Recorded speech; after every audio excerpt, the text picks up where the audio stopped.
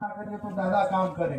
હવે આ દાદાને બી હાર પહેરાવી દીધો છે આપણે, એટલે દાદા કામ કરશે. અને એકલા રસ્તાનું કામ નહીં, દરેક સાર્વજનિક માટે દાદા કામ કરે છે.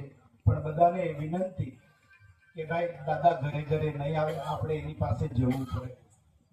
એટલે દાદાને જઈને તમે કહેશો, ત્યાં જઈને દાદાને તમે રિક્વેસ્ટ કરશો, દાદાને તમે જણાવશો, એટલે દાદો કામ કરવા બેઠો છે, કરશે જ. હું બાહેંધરી આપું છું દાદાના વતીને. અને ડાયરેક્ટ દાદા પાસેની જવાય તો કયો દાદો કહેવાય? કયો દાદો? રાજુ દાદો મનજો.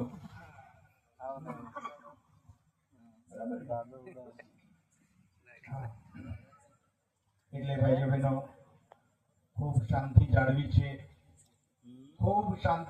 છે, હજુ પણ થોડી શાંતિ જાળવી રાખજો.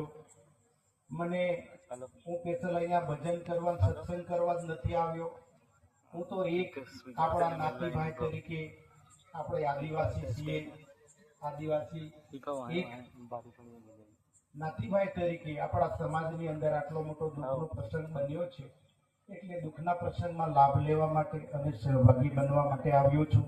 હું અહીંયા તમને ભજન સત્સંગ સંભળાવવા નથી આવ્યો, હું તો સાંભળવા માટે આવ્યો હતો કે આટલા હતા મારા કરતા બહુ મોટા બાપુ બેઠા છે. હું તો એમની આગળ એક બચ્ચું છું, નાનું બચ્ચું છું. હું તો કાંઈ નથી એમની આગળ.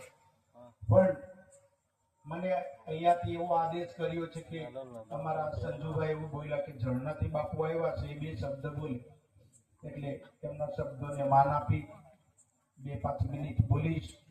તમે કહેશો ત્યાં સુધી બોલીશ, 2-5-10 મિનિટ જે મને આપો તે. અને દુઃખના પ્રસંગમાં તો શું બોલવાનું હોય, દુઃખ વિશે થોડુંક રજૂઆત કરીશ, એકાદ ભજન તમને સંભળાઈશ, બીજું તો શું બોલું.